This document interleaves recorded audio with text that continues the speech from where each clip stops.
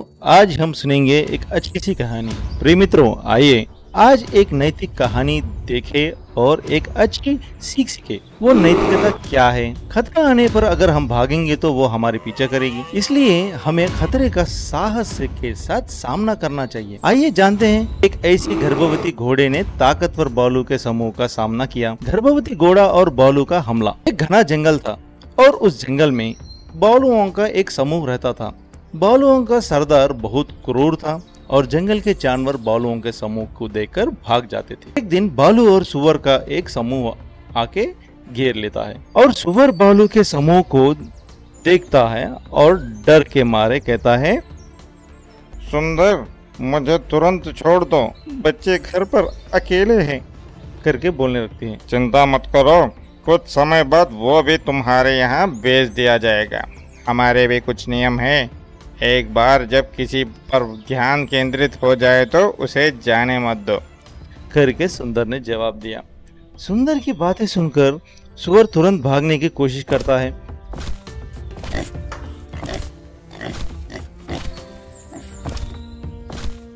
लेकिन भालू का पूरा समूह सुंदर को मार डालता है। कितने क्रूर है वो भालू! यहाँ तक कि उस घाटी के जानवर भी उनकी क्रूरता से डर रहे थे। एक दिन हिरन का बच्चा अपनी माँ के साथ खेल रहा था और बोला, मैं थोड़ी दूर घास के मैदान में जाकर खेलूंगा।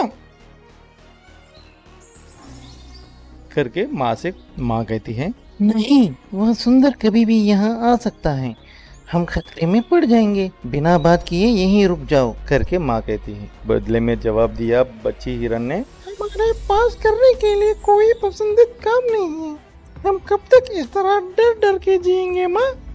करके बोलती है।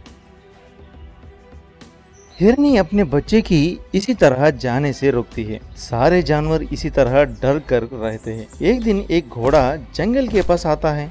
उस घोड़े का नाम रानी है। रानी जंगल में एक अच्छा ठिकाना ढूंढ रही है, लेकिन जंगल में क्या एक भी जानवर नजर नहीं आता। लेकिन रानी के पेड़ के नीचे एक हिरन दिखता है। तब रानी हिरन से ये बात कहती है, मैं दूर जंगल से आई हूँ। वो सूखा पड़ा था, भयंकर सूखे के कारण खाने के कुछ नहीं था, इसलिए मैं इस जंगल में आ गई, लेकिन यहाँ कोई नजर नहीं आया। करके पूछती है, तुम क्या कह रही हो रानी? ये जंगल कब्रिस्तान से समान है, तुम व्यर्थ में अपनी जान जोखिम में क्यों डाल रही हो, वो भी इस समय? करके जवाब देती है। हिरन सुंदर और जंगल के बारे में बात कर रहे हैं। इसी बीच हिरन को लगता है कि भालू का एक समूह वहाँ आ रहा है और ये कहता है, अरे रानी, जल्दी करो और कहीं भी छुप जाओ, भालू तुम यहाँ पर देख लेंगे तो मार डालेंगे, तुरंत वहाँ छुप जाओ। करके उसे सावधान करती है। जल्दी ही घोड़ा छुप जाता है। हिरन रानी को भालू समूह से बचाता है। वो किसी तरह हिरन की मदद से अपनी जान बचाती है। कुछ समय बीत जाता है और फिर रानी का एक घोड़ा के बच्चे का जन्म देती है। रानी और घोड़े के बच्चे को देखकर हिरन की बहुत खुशी होती है। तब रानी कहती है,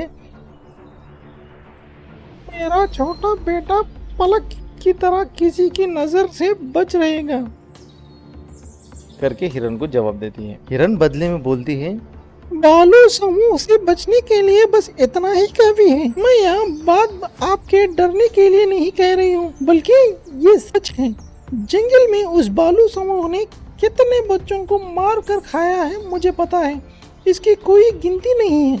करके हिरन ने जवाब दिया। अगर हिरन ऐसी बात कह रही है तो भालुओं का एक समूह वहां आ गया। सुंदर रानी और उसके बच्चे को देखता है और कहता है,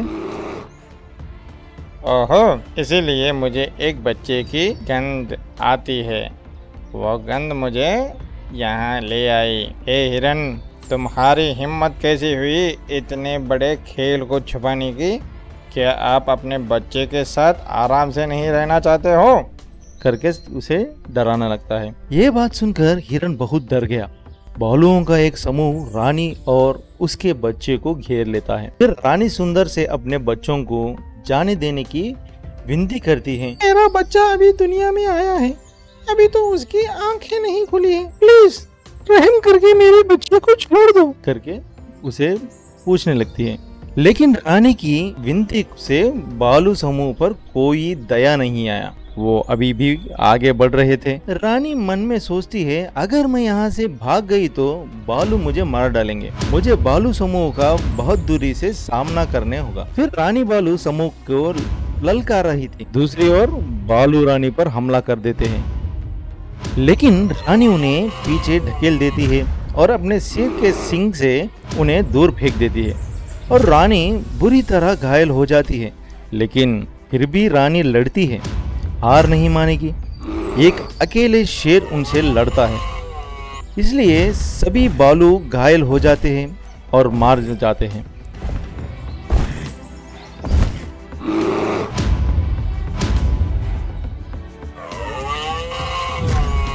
अंत में रानी सुंदर पर भी हमला करती है।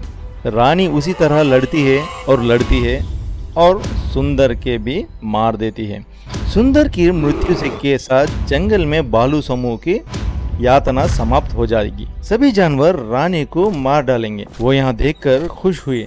रानी अपने बच्चे के साथ उसी जंगल में खुशी से रहती है। इसमें हम क्या सीखेंगे? खतरा आने पर अगर हम भागेंगे तो वो हमारा पीछा करेगा। इसलिए आप सभी को उन खतरों का साहस के साथ सामना करना चाहिए। अगर मेरी कहानी अच्छी लगी तो सब्सक्राइब कर लेना भूलना मत।